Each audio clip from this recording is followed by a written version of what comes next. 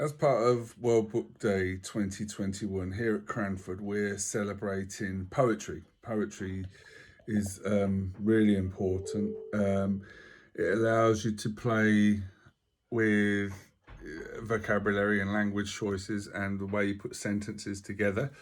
That in turn teaches you children how to experiment with your own choice of language and how to communicate in writing and in speaking. And the use of the rhyming and the rhythm is helping you to develop the ability to speak aloud and to speak publicly.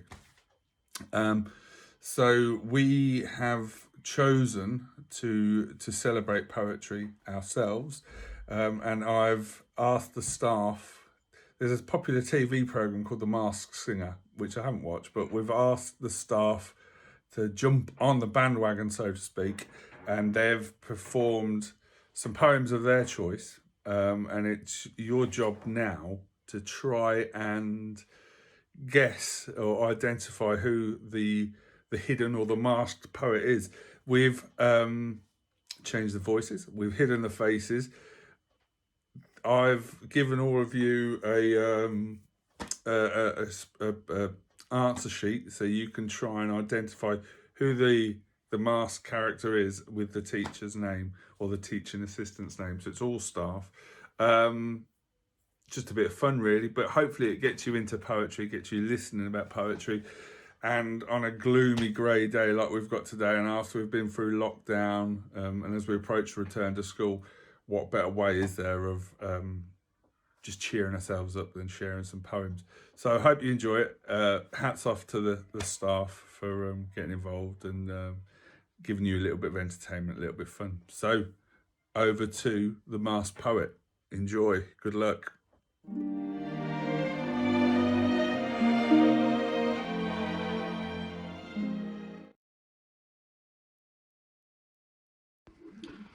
A lion is fierce, his teeth can pierce the skin of a postman's knee. It serves him right that because of his bite, he gets no letters, you see.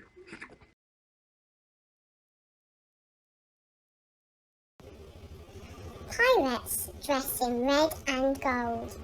They sail on a sea of blue. Their ship is brown, their sails are white. Their flag is black as night. Did you ever see such a colourful sight as the jolly pirate crew?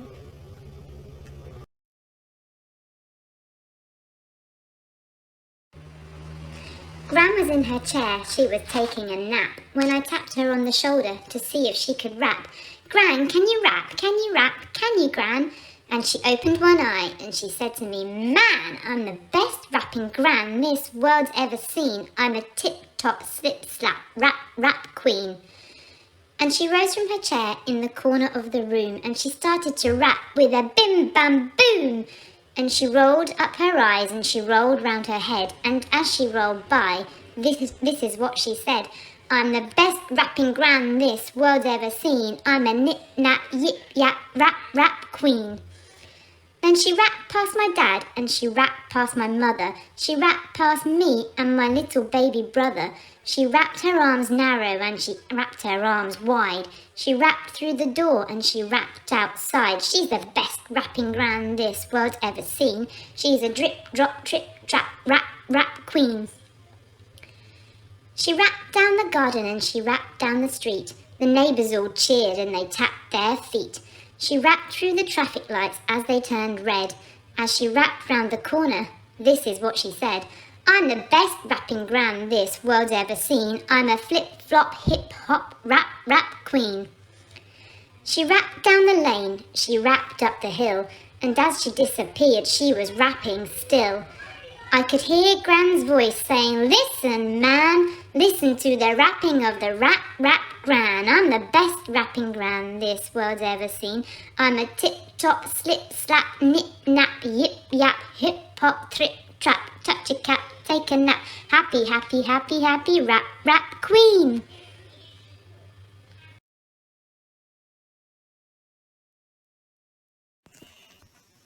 If you can keep your head when all about you are losing theirs and blaming it on you, If you can trust yourself when all men doubt you, but make allowances for their doubting too. If you can wait and not be tired by waiting, or be lied about, don't deal in lies. Or being hated, don't give way to hating, and yet don't look too good, nor talk too wise.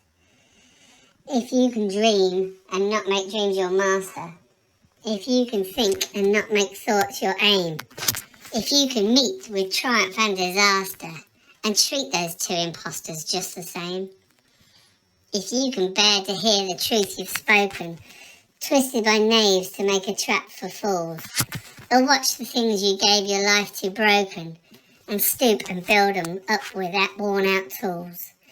If you can take one heap of all your winnings, and risk it all on one turn of pitch and toss, and lose and start at your beginnings, and never breathe a word about your loss. If you can force your heart and nerve and sinew to serve your turn long after they're gone, and so hold on when there's nothing in you, except the will which says to them, hold on.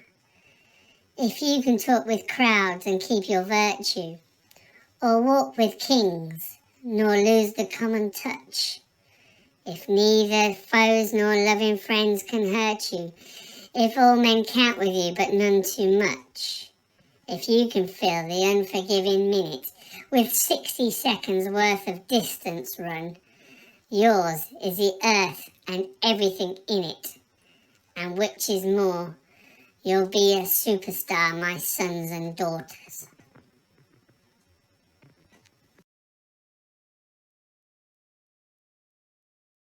The crocodile, with cunning smile, sat in the dentist's chair. He said, "Right here and everywhere my teeth require repair." The dentist's face was turning white. He quivered, quaked and shook.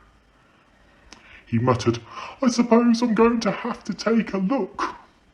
"I want you," Crocodile declared, "to do the back ones first. The molars are the very back are easily the worst." He opened wide his massive jaws. It was a fearsome sight. At least 300 pointed teeth, all sharp and shining white. The dentist kept himself well clear. He stood 2 yards away. He chose the longest probe he had to search out all the decay. "I said to do the back ones first," the crocodile called out. "You're much too far away, dear sir, to see what you're about. To do the back ones properly, you've got to put your head deep down inside my great big mouth," the grinning croc said. The poor old dentist wrung his hands and weeping in despair, and cried, "No, no, no, I see them all extremely well from here." Just then in burst a lady, in her hands a golden chain. She cried, "Oh, Croc, you naughty boy, you're playing tricks again." "Watch out," the dentist shrieked and started climbing up the wall. "He's after me, he's after you, he's going to eat us all." "Don't be a twit," the lady said and flashed a gorgeous smile. "He's harmless, he's my little pet, my lovely crocodile."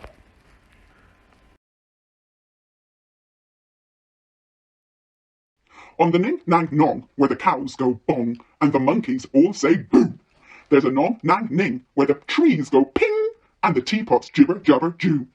On the Nong-Ning-Nang, all the mice go clang, and you just can't catch 'em when they do. So it's Ning-Nang-Nong, cows go bong. Nong-Nang-Ning, trees go ping.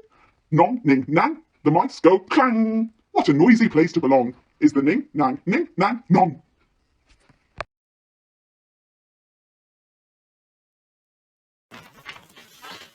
A giant panda is truly no bear, but an animal that is very rare. Only 1,000 pandas roam in western China, their wild home.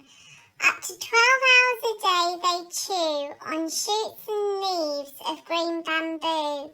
Alone a panda prefers to be, not in groups like you and me. Panda cubs have a wee tiny girth, weighing only 4 ounces at their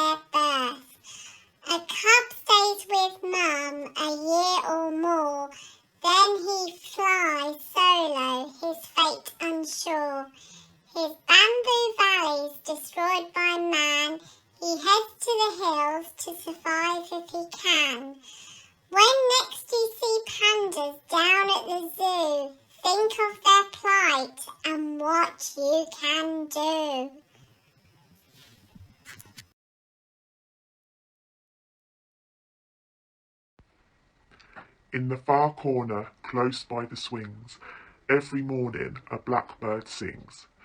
His bill's so yellow, his coat's so black, that he makes a fellow whistle back. And my daughter thinks that he sings for us too especially.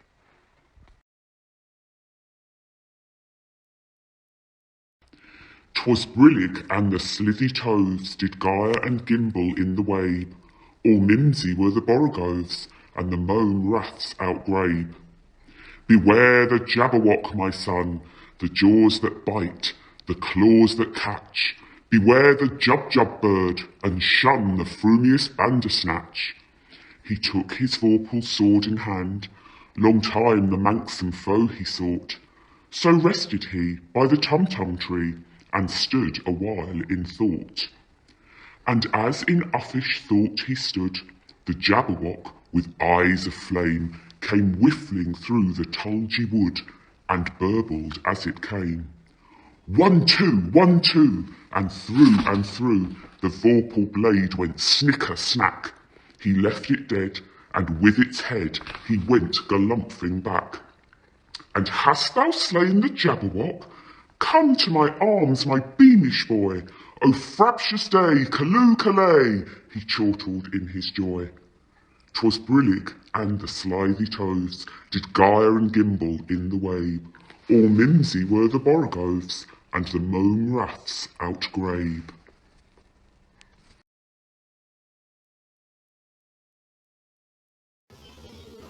I'm a pirate with a parrot on my shoulder.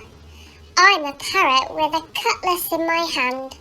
I sail upon the briny with a hat that's black and shiny, and a pistol that's particularly grand. As a pet, a parrot's perfect for a pirate. So much better than a hamster or a hen.